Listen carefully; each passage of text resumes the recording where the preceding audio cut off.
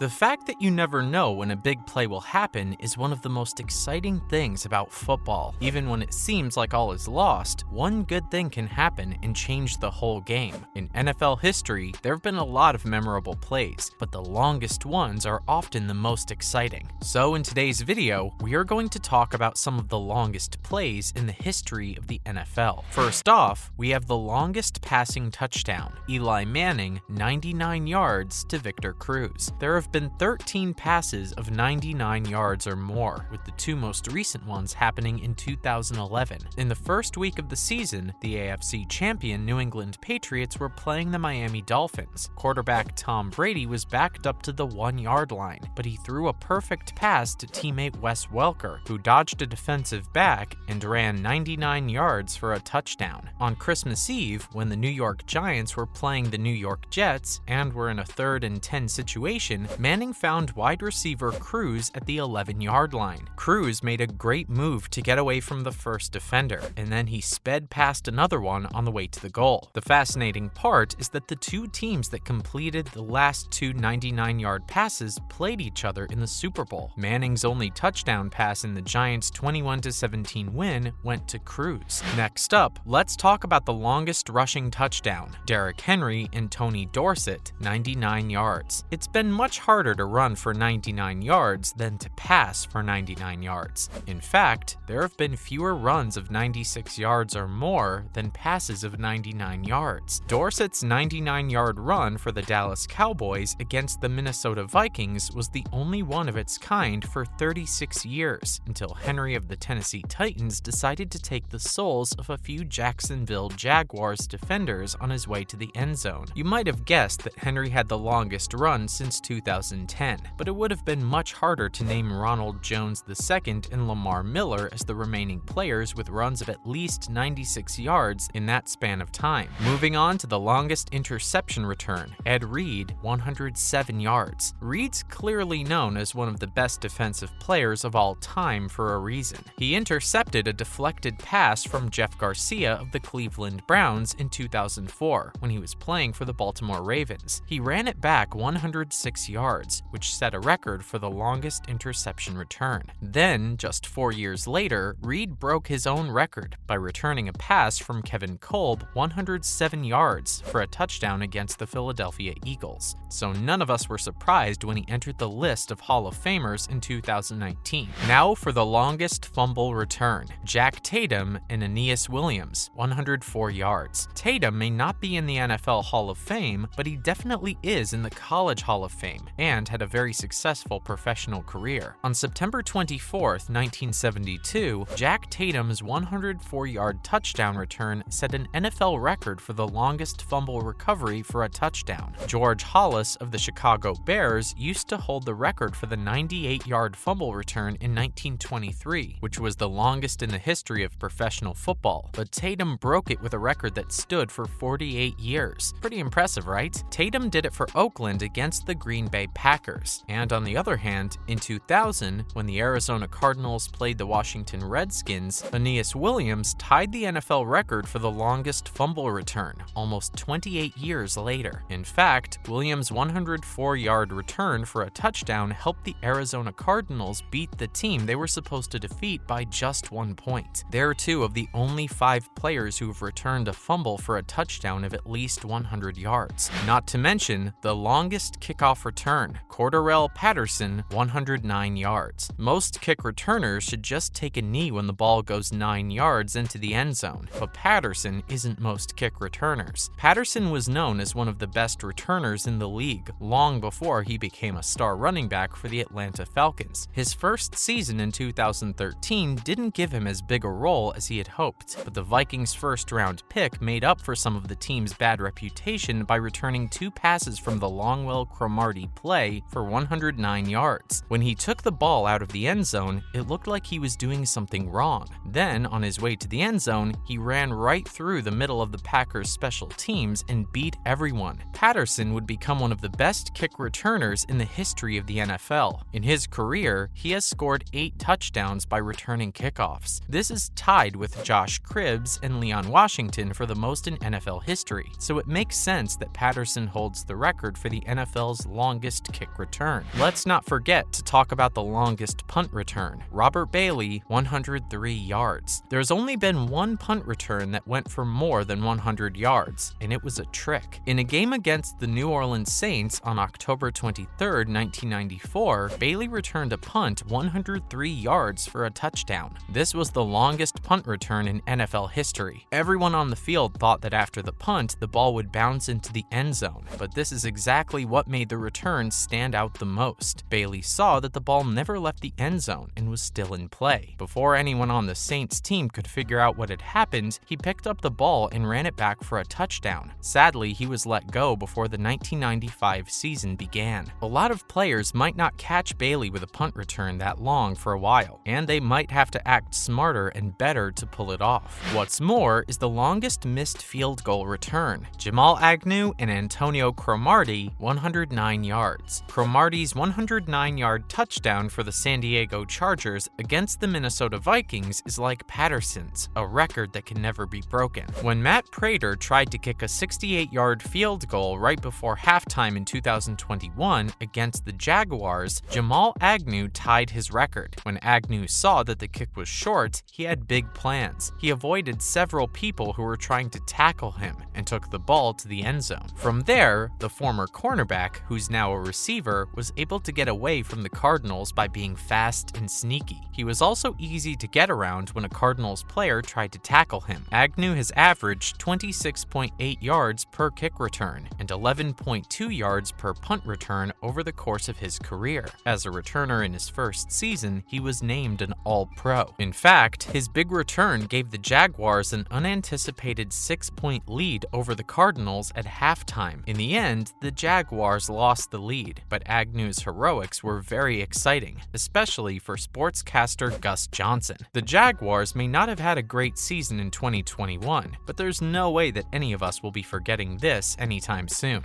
Moving on to the longest field goal, Justin Tucker, 66 yards. Tucker has been known for a long time as the best kicker in the league, and when the Ravens needed him against the Detroit Lions to avoid an upset, he showed us why. He beat the record that Matt Prater had set when he made a 64-yard field goal at the end of the first half of a 2013 game between the Denver Broncos and the Tennessee Titans. Tucker played in a dome in Detroit, but Prater's kick came at Mile High Stadium in Denver. The height makes the air less dense, which makes throws, punts, and kicks go farther, which is why the setting turned out to be in his favor too. But despite that, his kick was something which left us all flabbergasted. His kick ended up setting a record in the NFL, but it's still a long way away from the NCAA record set by Ove Johansson in 1976. We can't wait to see the next player who challenges this record. Finally, the longest punt, Steve O'Neal, 98 yards. The punt by O'Neal was very impressive. When the Jets played the Denver Broncos, they were backed up to their own goal line. O'Neal punted, and the ball hit the returner and rolled all the way down to the 1. Only 5 punts in NFL history have gone at least 90 yards, and one of them might be even better than O'Neal's. That's because a quarterback did it. On a 4th and 33 play against the Giants in 1989, Randall Cunningham's Philadelphia Eagles were pinned at the 2-yard line. Instead of sending in the regular punter to kick, Coach Buddy Ryan let Cunningham, who had punted in college, try it. He kicked it 91 yards, which is the 3rd longest punt in history. Not bad for a quarterback who's pretty good. That's a wrap for this video. What did you think about all these record-breaker plays in NFL history? Let us know in the comments below. Make sure to give this video a thumbs up and subscribe to our channel for more videos like this. See you in the next one.